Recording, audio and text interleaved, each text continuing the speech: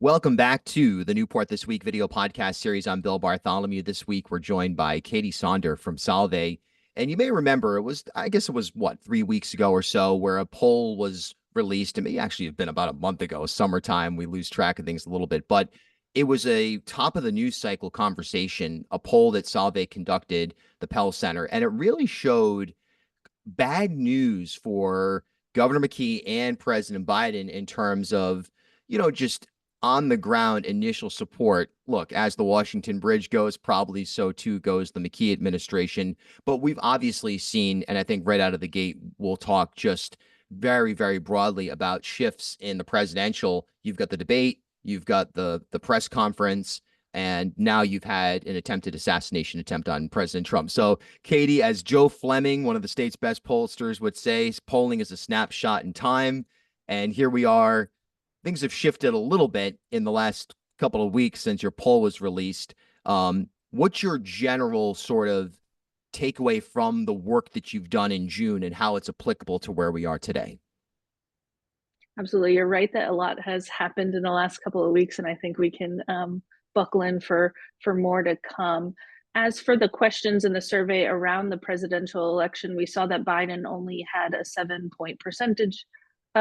percentage point lead over Trump, which is surprising given how much he won by in the state in 2020. What political polling like this can help us understand is not necessarily what the results of the election will be, but show us that there is a close election, even in deeply blue states, deeply historically blue states like Rhode Island.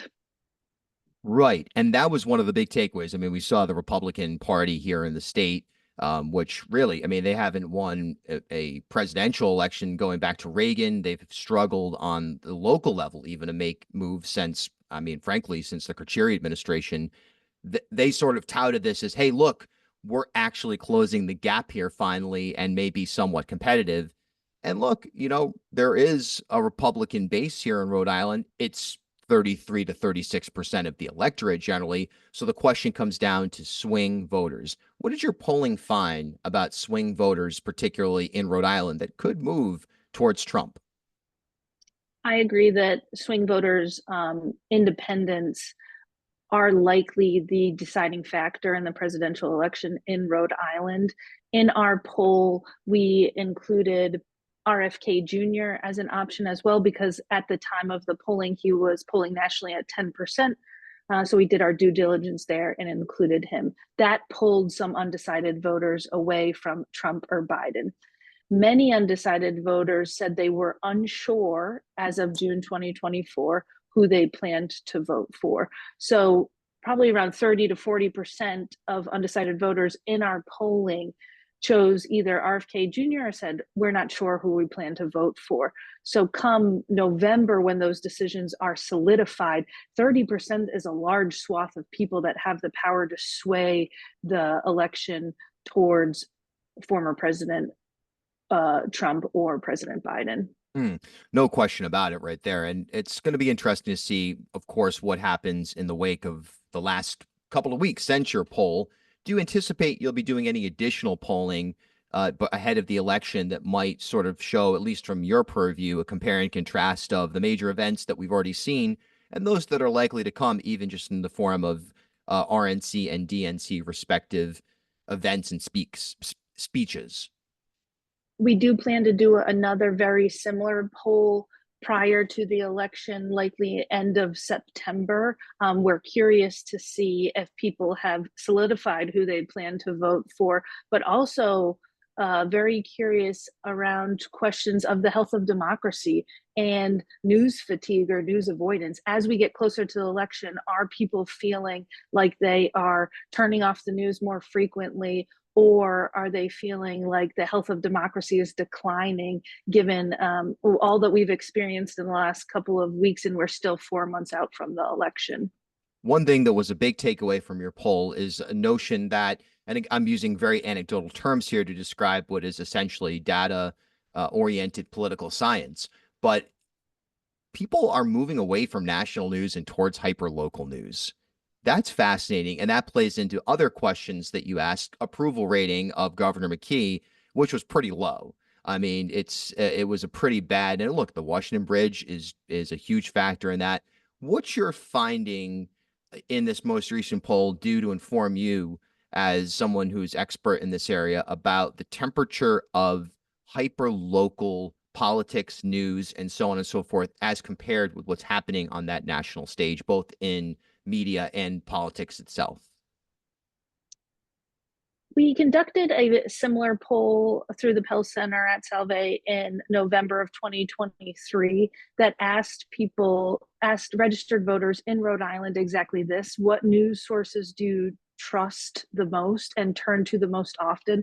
And we saw by a wide margin that Rhode Islanders tend to trust local news over national syndicates like CBS, CNN, Fox News, etc.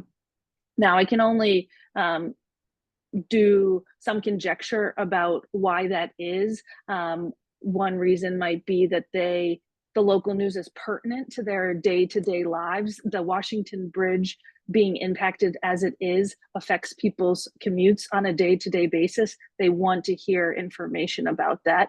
Maybe they feel a stronger connection to the news anchors on local news television because they see them about town. And also, I think there's this sense of news fatigue of national politics and the election at the national level. And by news fatigue, I mean this sort of tiredness of tuning in to the sensationalized 24-hour news cycle that we're seeing through our polling. People are avoiding the news at least sometimes. Nearly 3/4 of likely voters in Rhode Island admit to this news avoidance, which we're likely not seeing at the local level. Right. It's really fascinating stuff. Lastly, as we are under sort of the format challenge of about 10 minutes here, because we could speak for hours probably. I'm fascinated by your poll. I've read it in depth and we've reported on it extensively on Bartholomew Town and WPRO. But Salve, getting into the game. So let me ask you this: Quinnipiac, Marist, NYU, Salve. Sound fair to put? Are you trending in a direction where you want to be in that conversation of regional or perhaps even national, in that conversation of pollsters? Yeah, we put high importance on polling, especially Rhode Islanders at this stage. We see a gap in polling of Rhode Islanders that we would like to fill, especially during this time of toxic polarization.